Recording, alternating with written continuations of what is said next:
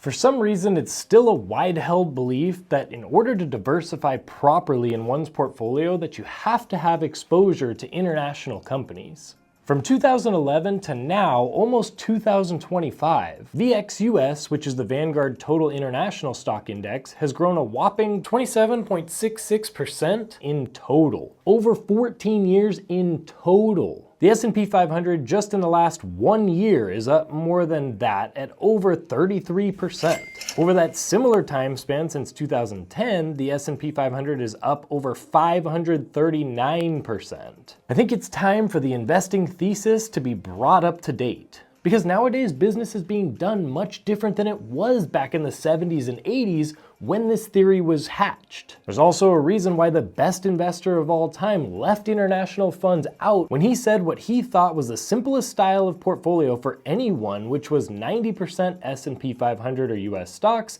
and then 10% bonds for some safety. So why would the most famous and best investor of all time leave international funds out? I'd say for 3 main reasons. My name's Nolan Govea, my students call me Professor G, and I made this channel to make investing simplified. So why does Warren Buffett not recommend any international ETFs in his portfolio? First, while the S&P 500 index includes companies headquartered in the US, they do business across the world. By one measure, foreign sales among the 500 largest companies accounted for about 29% of their $12 trillion in total sales, according to a recent report. As such, the S&P 500 has significant exposure to international markets. So there's 2 points baked in there actually. One, by investing in the S&P 500, you're getting exposure all over the world, not just in America. The second point is actually a much bigger point, and what that's saying there is that the biggest companies in America are not just taking market share here in America, they're actually taking up and beating the competition in their own countries. Many didn't think that Starbucks would do well in China since they drink much more tea than coffee, but when Starbucks set up shop out there, they upped their tea game and have been crushing it in both categories. People use Amazon all over the world. Microsoft and Apple products are used in all parts of the globe. Reason number 2 why international ETFs are left out. The regulatory and political framework in the US is conducive to business investment. While far from perfect, regulations in the US hold public companies to a higher standard of disclosure and internal controls. This one comes down to trust.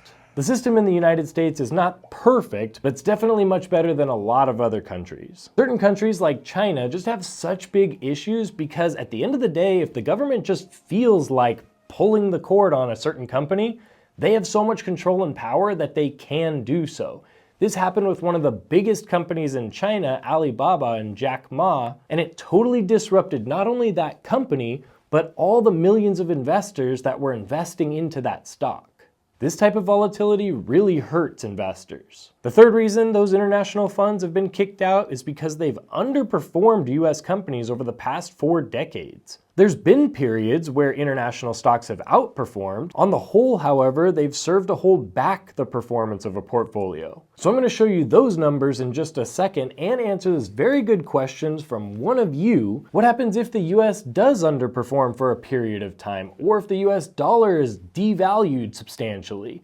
Don't we want to have investments other places? But first, let me quickly thank and introduce today's video sponsor, Mumu, who's actually going to give you 15 free stocks to get started on the platform. Another amazing benefit is that they have the highest APY I've ever seen on a cash account at up to 8.1%. And they're offering a $30 cash reward right now if you deposit into Mumu. Mumu's so great because it has very little to no fees and $0 commissions on trades. There's so many features to help you with your research, and you can see compiled research for so many ETFs, and you know I love ETFs on this channel. Click the link down in my description to get up to 8.1% APY on your cash, and you can get 15 free stocks through this promotion on my channel only. So this subscriber asked, performance of international and US stocks is cyclical, with one outperforming the other every few years. For example, the international market outperformed the US market from about 2005 to 2010, and similarly in the late 80s. Who knows when the next downturn of the US market will happen? So looking at this chart, it helps us visualize. This person was right that there are or have been cycles. US has outperformed for the vast majority, but there have been a couple times when international outperformed. One thing that stuck out to me was that while the international did outperform a couple times, it was for 3 to 5 years, where US was and is over 10 years and closer to 15 years. So specifically the two time frames that he had questioned. First, let me address 2005 to 2010. In America, we were going through a financial crisis, which was a freak event, and so yes, US stocks were hit hard, but only one of those years was negative for the S&P 500, which was 2008, but the rest of those years, there was still a positive growth. Next in that comment was the time frame of the 80s or earlier. At that time, the internet had not been invented. To do business in a certain area, you actually had to be within a certain area. It was very hard to sell across borders without having to physically go and set up shop there, because even delivery systems weren't as sophisticated as they are now. So at the time, it would have made a lot of sense to actually invest within the country that you're trying to gain exposure to. After the invention and evolution of the internet, however, things changed drastically. Borders became a thing that were very easily crossed, and you can do so from the comfort of your home. I have students who sell things all over the world at a click of a button. I conduct business weekly with people from all over the place, like Australia or Germany or Portugal. Tesla is an American company that sells its cars worldwide and dominates other local domestic vehicle companies in their country. Nike's an American company that sells its clothing worldwide and dominates other local domestic clothing companies in their country. Walmart is an American company that sells its products worldwide and dominates other local domestic daily goods companies in their country. So what happens if the US does underperform for a little while and international outperforms? Well, let's look at the returns of the S&P 500 or US returns while international was doing better, when it was outperforming during that first time period. From 2003 to 2010, the S&P 500 had returns of, in 2003, it was a positive 26.38%, 2004, positive 8.99%, 2005, positive 3%, 2006, positive 13.62%, 2007, positive 3.53%, 2008 was pretty bad, I'll give you that one, negative 38.49%, but then comes right back up in 2009 at 23.45% and 2010 in 12.78% positively. So it's not black or white. It's not that if international outperforms,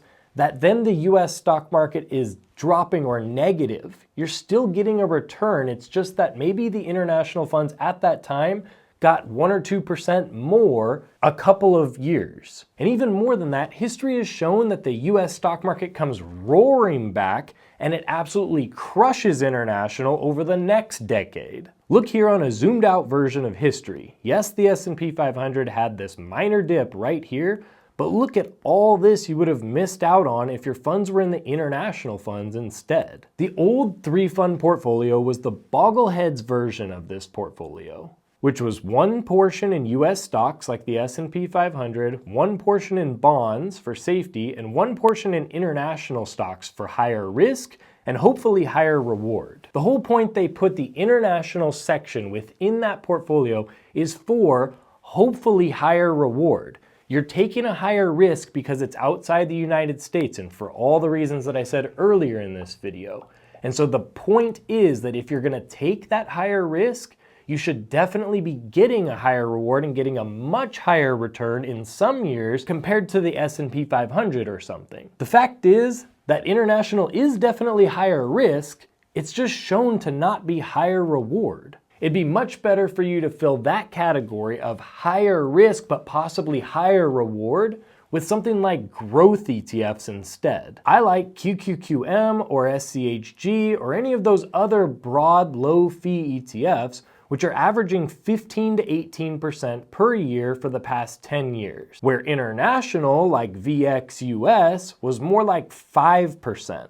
That low return is just not worth the risk. I go over this fully and explain more of my 3-fund portfolio here because another category that you should definitely not be touching is bonds for that safety. Especially if you look at what bonds have done over the last couple of years, they've actually gone down and they're supposed to keep your money stable. So if they're not giving you a return there, why are we wasting our time? And if you're already investing in that 3-fund portfolio, watch this one instead.